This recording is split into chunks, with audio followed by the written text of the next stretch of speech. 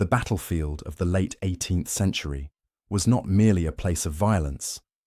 It was a sensory assault that defied the modern imagination. Before the first shot was even fired, there was the sound. It was a specific, terrifying mechanical cadence that rose above the shouting of officers and the nervous shuffling of feet. It was the ringing of steel against steel. Thousands of heavy iron ramrods were being drawn from their loops, driven down the barrels of muskets, and returned to their housing in unison. To an opposing army, this metallic clatter was a signal of impending doom. It meant that the British line was formed, loaded, and waiting. It meant that the Redcoat machine had been switched on. To understand the dominance of the British Empire during this era, one must first look past the generals and the grand strategies, and focus on the singular instrument of its power, the infantry battalion. By the turn of the 19th century, the British Army had transformed itself from a loose collection of regiments into a standardized, industrialized factory of death. This transformation, often called the Redcoat Revolution, was not built on advanced technology, for the weapons of the day were crude and unreliable. It was built on a radical reimagining of human psychology and discipline. It turned the chaotic, smoky confusion of black powder warfare into a mathematical equation that only the British could solve. The tool at the center of this equation was the short-land pattern musket, affectionately and universally known as the Brown Bess. By modern standards, it was a clumsy beast. It weighed over 10 pounds, fired a massive .75 caliber lead ball, and operated on a flintlock mechanism that was prone to misfiring in damp weather. But its greatest flaw was its inaccuracy. The barrel was smoothbore, lacking the rifling grooves that spin a bullet for stability. Beyond 100 yards, hitting a man-sized target was more a matter of luck than skill. A soldier might aim at the enemy's chest and hit the man 3 files to the left, or miss entirely as the ball curved erratically through the air. In the hands of an individual, the Brown Bess was erratic, but the British military mind realized that war was not fought by individuals. It was fought by units. If one musket was inaccurate, 500 muskets fired simultaneously created a kill zone where accuracy became irrelevant. The air itself would become saturated with lead. The challenge, therefore, was not how to teach a soldier to shoot straight, but how to teach 500 men to act as a single organism. They had to load, present, and fire in perfect synchronization, regardless of the screaming of the wounded, the roar of enemy cannon, or the primal instinct to run away. This was the paradox of the era.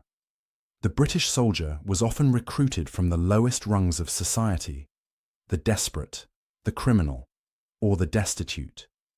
Yet, through a brutal and sophisticated system of conditioning, these men were forged into the most disciplined fighting force in Europe. They were taught to suppress their humanity and become components of a machine. This discipline was physical, enforced by the drill sergeant's cane and the officer's lash, but it was also psychological. It created a wall of redcoats that simply refused to break. However, this supremacy did not happen overnight. In the decades prior to the Napoleonic Wars, the British Army was a patchwork of inconsistent methods. A colonel in one regiment might drill his men to march at a certain pace, while a colonel in another regiment favoured a completely different step. There was no British way of war, only a collection of private fiefdoms. It took the disasters of the American Revolution and the looming threat of revolutionary France to force a change. It required a revolution in thinking, led by men who saw warfare as a science rather than an art. The stage was set for a total overhaul of military doctrine. The goal was to create a force where a commander could issue a single order and have it executed instantly by thousands of men, moving with the precision of clockwork. This is the story of how that machine was built, how it was maintained, and how it eventually crushed the greatest armies of the age on the fields of Spain and Belgium. It begins with the realization that in the fog of war, the only thing a soldier can trust is the ritual of the drill. For much of the 18th century, the British Army operated less like a national institution and more like a collection of private clubs. A regiment was the personal property of its colonel. a man who had likely purchased his commission and viewed the unit as an extension of his own ego. The training methods, or evolutions, were often dictated by the colonel's personal whims. One commander might favor a slow, stately march, reminiscent of the parade grounds of London. Another might prefer a rapid, aggressive pace suited for skirmishing. While the 1764 manual exercise existed as a guideline, it was frequently ignored or modified. The result was a tactical nightmare. When different regiments were thrown together in a brigade, they often couldn't move in unison. They spoke different tactical languages, leading to gaps in the line, collisions during maneuvers, and dangerous confusion in the face of the enemy. Into this chaotic landscape stepped a man who was the antithesis of the dashing, romantic hero. General David Dundas was a Scotsman, a dour and meticulous career soldier who had spent years studying the rigorous military systems of Prussia. Dundas looked at the British Army and saw a mess of improvisation. He believed that war was a science of movement, governed by unchangeable principles of geometry. In 1792, he published the work that would fundamentally alter the destiny of the British soldier, The Rules and Regulations for the Movements of His Majesty's Infantry. Dundas's book, which would soon become the Bible of the British officer, stripped away the flamboyance of the colonel-run regiments. It introduced a rigid system known as the 18 Manoeuvres. These were not suggestions. They were a script. Every movement a battalion could possibly make, from forming a column to march, to deploying into a line for battle, to wheeling to face a flank attack, was codified. Dundas was obsessed with the concept of the pivot, a specific point around which a line of troops would swing like a gate. His obsession was so profound that the soldiers, with their grim barracks humour, nicknamed him Old Pivot. But a book, no matter how brilliant, is useless without enforcement. The task of hammering these regulations into the army fell to the Duke of York, the king's second son, who became commander-in-chief in 1795. The Duke is often remembered unfairly in nursery rhymes, but in reality, he was a tireless reformer. He understood that for Dundas's system to work, the officers had to be as disciplined as the men. He began to purge the army of its worst excesses, cracking down on the corruption that allowed wealthy incompetents to buy command of regiments they had no business leading. Under the Duke's watchful eye, the 1792 regulations became law. The implementation of this system on the parade ground was brutal and repetitive. The new god of the army was uniformity.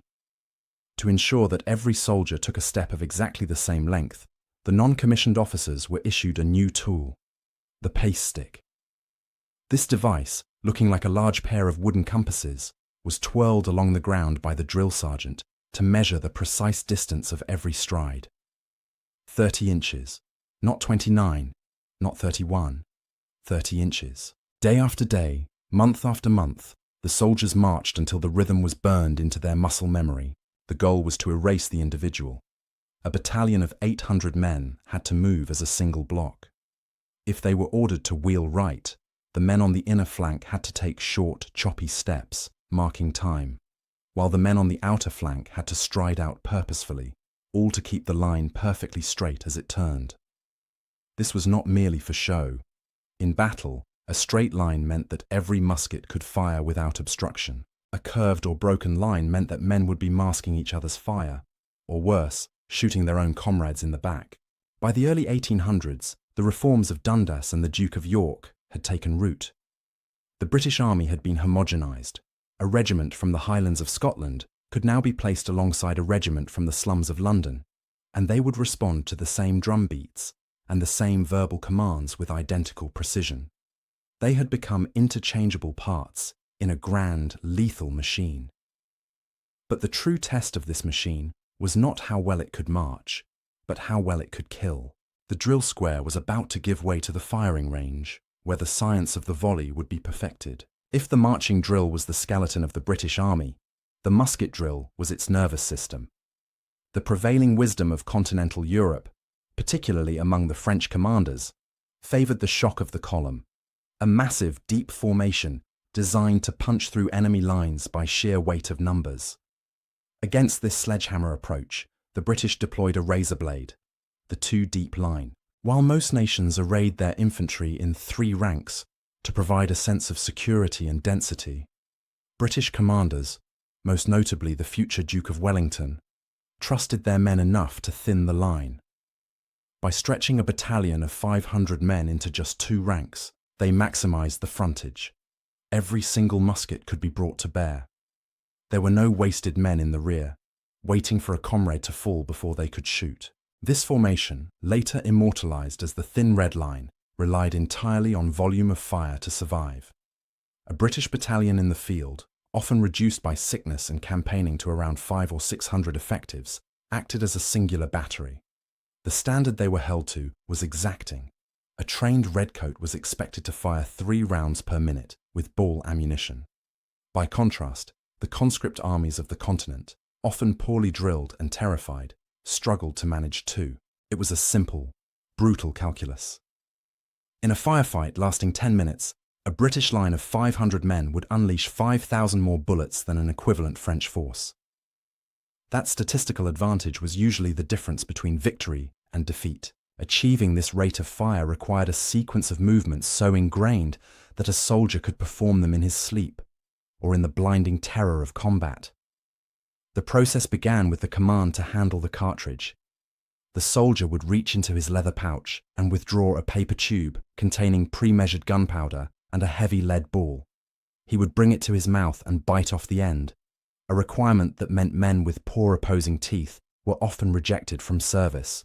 The salty, sulphurous taste of black powder was the constant flavour of their existence. Next came the priming, shaking a small amount of powder into the pan, snapping the frizzen shut, and then the main charge.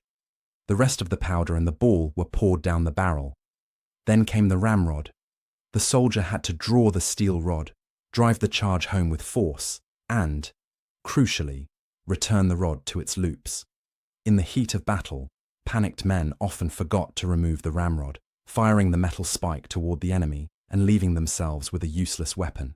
But the British drill was designed to override panic. It was a rhythm: bite, pour, ram, return. When the order came to make ready, hundreds of hammers clicked back. At present, the long wall of muskets levelled out, parallel to the ground. There was no command to aim in the modern sense. The Brown Bess was not a precision instrument. It was a shotgun for crowds. The soldiers simply levelled their weapons at the enemy's belt buckles and waited. When the command, fire, was given, the result was not just a noise, but a physical blow. The recoil of the .75 caliber weapon was severe, bruising shoulders black and blue after only a few volleys. However, the true genius of the British system was not always the mass volley, where everyone fired at once, leaving the battalion unloaded and vulnerable. Instead, they perfected platoon firing. The battalion was divided into subunits, or platoons. The firing would ripple down the line in a rolling cadence. As the platoon on the far left fired, the next one was presenting, and the one after that was making ready. By the time the ripple reached the right flank, the men on the left were reloaded and ready to begin again. To the enemy facing this, there was no respite. There was no moment of silence where they could gather their wits or launch a countercharge. There was only a ceaseless rolling storm of lead, a sheet of fire that moved back and forth across the British front. The psychological impact was devastating. The enemy was not fighting men. They were fighting a machine that breathed fire and smoke, a machine that did not stop until it was ordered to do so. As the battle wore on, the sensory environment degraded rapidly. Black powder produces thick, white smoke that clings to the ground. After 2 or 3 volleys, the fog of war became literal. Visibility dropped to mere yards. Soldiers could no longer see the enemy they were killing, nor the officers commanding them. They stood in a white void, eyes stinging, ears ringing, relying entirely on the tactile sensation of their neighbour's shoulder against theirs, and the rhythmic drumbeat of the loading drill to keep them alive. While the rolling volley was the primary method of destruction, the British military mind understood that firepower alone rarely swept a field. The volley was designed to shatter the enemy's cohesion, to turn a disciplined formation into a confused mob. Once that chaos was achieved, the machine shifted gears. The Redcoat Revolution was not just about the projection of lead. It was about the psychological projection of terror embodied in 17 inches of cold steel. The socket bayonet was a deceptively simple innovation. Unlike the plug bayonets of the previous century, which were jammed into the barrel and prevented the weapon from firing, the socket bayonet fit over the muzzle. This allowed the soldier to shoot, reload, and fire again with the blade fixed. It transformed the musket from a firearm into a 7-foot pike. The blade itself was triangular in cross-section, a design chosen for its brutal efficiency. A triangular puncture wound was difficult to stitch and slow to heal, prone to infection and causing catastrophic internal bleeding. It was a weapon designed to kill, but its true purpose was to intimidate. Contrary to popular cinema, extended hand-to-hand melees were rare. The bayonet charge was a game of psychological chicken. After the volleys had done their grim work and the enemy line began to waver, the British officers would lower their swords. The drums would change their beat. The command, "Charge bayonets," would ring out, followed by a collective, guttural roar from the men. The distinctive British, "Hurrah!"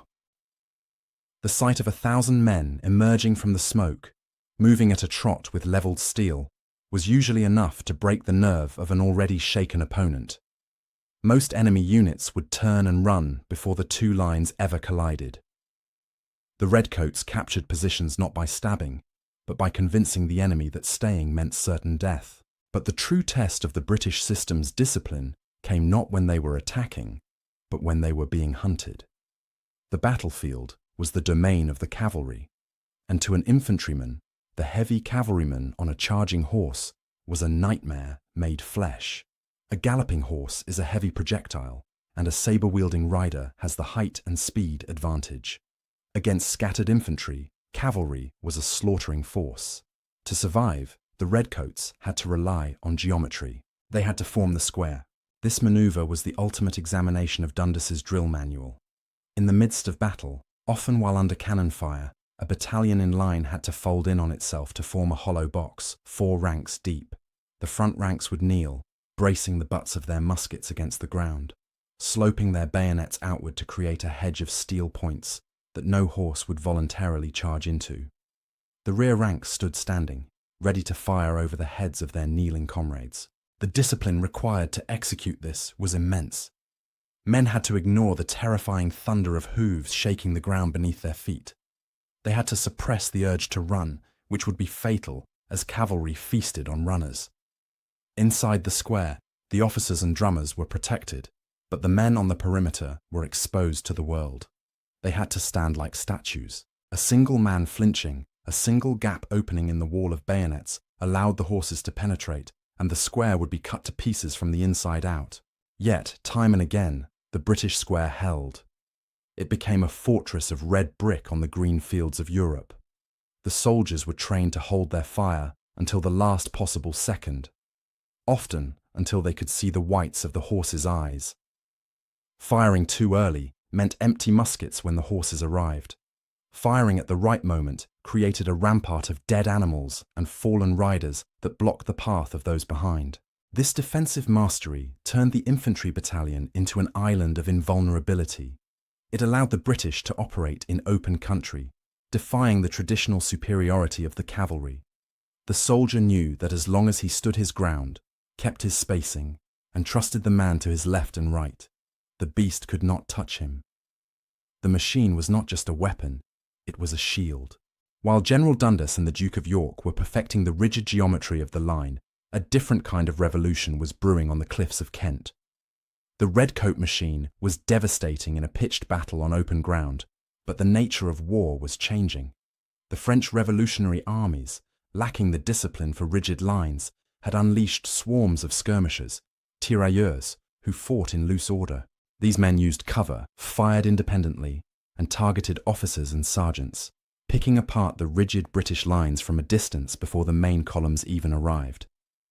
The British Army, designed to move as a single block, found itself stung and harassed by these invisible enemies. It became clear that to defeat the French, the British needed more than just automatons. They needed soldiers who could think. The answer came from Sir John Moore, a commander who possessed a radical philosophy for his time. Moore believed that the British soldier was capable of more than just blind obedience to the lash. In 1803, at Shorncliffe Camp, he began an experiment that would give birth to the modern concept of light infantry. Moore's training focused on speed, initiative, and intelligence. He wanted men who could move fast, use the terrain to their advantage, and operate in pairs or small groups without the direct oversight of an officer. At Shorncliffe, the flogging triangle was used sparingly. Instead, Moore fostered a sense of regimental pride and mutual respect between officers and men. He was building a scalpel to complement Dundas's sledgehammer. At the forefront of this new doctrine was a unit that would become legendary, the Experimental Rifle Corps, later the 95th Rifles. To distinguish them from the line infantry, they were stripped of the iconic red coat. In its place, they wore a dark bottle green uniform, designed to blend into the foliage of the woods and hedgerows. They were the first true camouflage soldiers, but their distinct appearance was merely the housing for their most lethal asset, the Baker rifle. If the Brown Bess was a clumsy club, the Baker was a surgeon's instrument. Shorter and heavier than the musket, its barrel was cut with 7 rectangular grooves, rifling, that gripped the lead ball and spun it as it left the muzzle. This spin provided gyroscopic stability, flattening the trajectory and drastically increasing accuracy. A good rifleman with a Baker could hit a man's head at 200 yards, a feat that was physically impossible with a smoothbore musket. However, this precision came at a cost. The ball had to be wrapped in a greased leather patch and forced down the tight rifled barrel with a mallet and significant effort. A rifleman took twice as long to reload as a redcoat with a musket. Because of this slow rate of fire, the riflemen could not stand in the open line. They had to fight differently. They fought in extended order, scattering in pairs across the rough ground ahead of the main army. One man would fire while his partner kept watch, ensuring they were never both unloaded at the same time. They targeted the enemy's command structure, deliberately sniping officers, drummers, and artillery crews. This was considered unsporting by the old guard, but it was devastatingly effective. The culture of the rifles was distinct. While the line infantryman was drilled to suppress his individuality, the rifleman was encouraged to use his. He was taught to judge distance, to account for wind, and to make tactical decisions on his own. The officers of the 95th did not carry heavy spontoons or canes to beat their men into line. They carried whistles to signal commands over the noise of battle.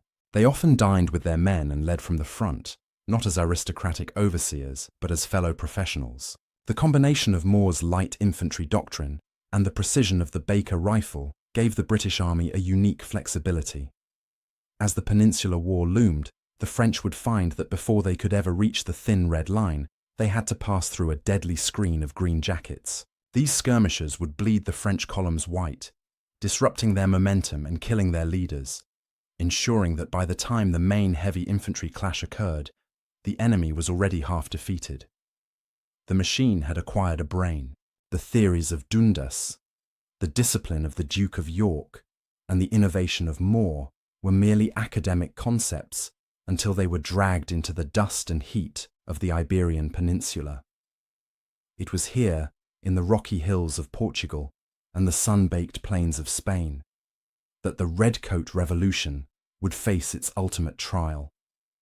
The opposing force was the Imperial French Army, a juggernaut that had conquered Europe. They were veterans, energized by revolutionary zeal and led by marshals of immense skill. They were accustomed to seeing opposing armies break and run before the battle had even truly begun. But when they marched south to drive the British into the sea, they found a very different kind of enemy waiting for them. Commanding the British forces was Sir Arthur Wellesley, later the Duke of Wellington. He was a man of cold, pragmatic intellect who understood exactly what weapon he held in his hand. He knew that the British Army was small, expensive, and difficult to replace. He could not afford the butcher's bill of a chaotic slugging match. Instead, he utilized the landscape itself to maximize the lethality of his drill system. Wellington perfected the tactic of the reverse slope. In battle after battle, at Talavera, Busaco, and Salamanca, Wellington would position his main infantry lines on the backside of a ridge, hidden from the enemy's view. This served two vital purposes. First, It protected his men from the terrifying efficiency of the French artillery. Cannonballs that would have ploughed through ranks of men simply buried themselves harmlessly in the earth of the hill. Second, it created a trap of devastating surprise. The French attack relied on the column of division. They would advance in massive, dense blocks of men, thousands strong, marching to the beat of drums and the chanting of Vive l'Empereur. The column was designed to terrify. It was a psychological battering ram. Usually the sight of this unstoppable human wave, combined with the clouds of skirmishers stinging the front, caused the enemy line to waver and break. The French would march up the hill, expecting to see the backs of fleeing British soldiers. Instead, as the French columns crested the ridge, winded from the climb and disorganized by the terrain, they were met with a sudden, shocking silence. A single command would ring out, and seemingly from the earth itself, a long, perfect line of redcoats would stand up. The distance was often no more than 50 yards. The psychological impact was reversed. The hunters became the prey. Here, the geometry of war asserted its dominance. A French column of 3,000 men might be 50 ranks deep, but only the first 2 ranks could fire their weapons. The other 2,900 men were useless spectators, blocked by their own comrades. Opposing them was a British line of perhaps only 1,500 men, but deployed 2 deep. Every single British musket could fire. The result was a mathematical slaughter. The British line would unleash a volley that hit the head of the French column like a physical hammer. The front ranks of the French would simply vanish, torn apart by hundreds of heavy lead balls. The column would stall, the men behind stumbling over the dead and dying in front of them. Before they could recover, the rolling fire of the platoons would begin. The flanks of the French column were enveloped in fire. They could not deploy into a line to return fire because the ground was too rough and the pressure too intense. They were trapped in their own mass, a dense target that the British could not miss. At the Battle of Busaco in 1810, this scenario played out with gruesome predictability. The French General Regnier's corps stormed the ridge, convinced they had the advantage. They were met by the 88th Connaught Rangers and the 45th Regiment. The British volleys shattered the columns in minutes. When the order to charge bayonets was given, the French, the masters of Europe, broke and fled down the bloody slopes. It was the triumph of system over fervour. The French relied on the impulse of the attack. The British relied on the discipline of the defence. The redcoat machine did not need to be passionate. It simply needed to be steady. It turned the hills of Spain into an anvil, upon which the French army was slowly, methodically hammered to pieces. By June of 1815, the redcoat machine had been perfected. The awkward recruits of the previous century had been replaced by a generation of hardened veterans who had marched from Lisbon to Toulouse. But the final examination of their discipline would not take place in the arid mountains of Spain. It would happen on a sodden, rain-lashed ridge in Belgium, near a village called Waterloo. Here, the system built by Dundas and the Duke of York would face the ultimate incarnation of French military might, Napoleon Bonaparte himself. The battlefield of Waterloo was a nightmare of mud. A torrential storm the night before had turned the rye fields into a quagmire, making movement difficult and soaking the soldiers to the bone. For hours, the British infantry did what they did best. They waited. To be a British soldier was to endure. They stood in their squares and lines, subjected to a terrifying bombardment from the French Grand Battery. Cannonballs ploughed through the mud, smashing through files of men. The discipline required to stand still while a comrade next to you was obliterated was the darkest fruit of their training. The sergeants, ever the backbone of the line, would simply close the ranks. "Close up, men! Steady!" was the mantra. The line had to remain unbroken. As the afternoon wore on, the French launched one of the greatest cavalry assaults in history. Marshal Ney sent thousands of cuirassiers and lancers, steel-clad horsemen who had ridden down armies across Europe, thundering up the slope. In any other era, this would have been the end. But the British infantry did not run. They shifted into the geometry of survival. The battalions folded into checkerboard squares, transforming the ridge into a grid of red fortresses. Inside the squares, the air was hot and acrid. The men stood 4 ranks deep, the front ranks kneeling with bayonets grounded, the rear ranks firing over their heads. The noise was deafening, the screaming of horses, the clash of sabres against musket barrels, and the rhythmic crash of volleys. The French cavalry flowed around the squares like water around rocks, but they could not penetrate them. The horses, terrified by the wall of bayonets, refused to charge home. The Redcoats, blackened with powder and exhausted, acted not as individuals, but as a single prickly organism. They reloaded, rammed and fired, repelling wave after wave until the pride of the French cavalry lay in ruin on the muddy slopes. But the supreme test was yet to come. As the sun began to set, Napoleon played his final card. He committed the Imperial Guard. These were the immortals, the giants of the French army, men who had never been defeated.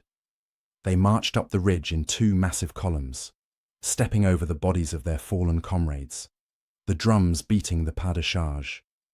The psychological weight of their advance usually caused enemies to flee before a shot was fired. They expected the battered British line to crumble. Waiting for them, lying flat in the tall corn to avoid artillery fire, was the 1st Regiment of Foot Guards. They were the elite of the British system, the embodiment of drill and discipline. As the bearskin caps of the French Guard crested the ridge, the voice of the Duke of Wellington rang out, "Now, Maitland, now's your time." In unison, the British Guardsmen stood up. The effect was electric. One moment the ridge appeared empty. The next, a solid wall of red blocked the French path. The Imperial Guard, stunned by this sudden apparition, hesitated. In that split second of hesitation, the British muskets levelled. The command, "Fire," unleashed a volley of devastating concentration. 300 Frenchmen fell in the first seconds. The British did not stop. They reloaded with the mechanical speed ingrained by years of practice. Another volley, and another. The French column, struck by a wall of lead, shuddered. They tried to deploy into a line to return fire, but the relentless British rhythm gave them no time. The great column began to sway. Then, the unthinkable happened. A cry went up from the French ranks, a sound that signaled the end of an era. La garde recule. The guard recoils. The invincible veterans of Austerlitz and Jena were falling back. The sight of the Imperial Guard retreating shattered the morale of the entire French army. The machine had broken the master. As the smoke finally drifted away from the ridge of Mont Saint-Jean, drifting over the tens of thousands of bodies that littered the wet ground, a profound silence settled over Europe. It was a silence that would last, largely uninterrupted, for nearly 40 years. The defeat of Napoleon at Waterloo was not merely a victory for the Duke of Wellington. It was the ultimate vindication of the British military system. The drill manuals of David Dundas, the relentless inspections of the Duke of York, and the harsh, repetitive discipline of the parade ground had been vindicated in the most brutal crucible imaginable. The Redcoat Revolution was complete. The army that had once been dismissed as a collection of drunks and criminals was now the undisputed master of the battlefield. In the years that followed, this machine became the police force of a burgeoning global empire. From the dusty plains of India to the rocky outposts of the Cape Colony, the sight of a single battalion of British infantry, marching in perfect cadence, was often enough to quell dissent. The reputation forged in Spain and Belgium did the work before a shot was fired. Potential enemies knew that to engage the British was to engage a force that did not break, a force that delivered death with the rhythmic inevitability of a factory line. The thin red line became more than a tactical formation. It became a psychological barrier that guarded the Pax Britannica. However, there was a tragic irony in this success. The system worked so well at Waterloo that it froze the British Army in time. For decades after 1815, the generals refused to change a single button on a tunic or a single sentence in the drill book. They believed they had achieved perfection.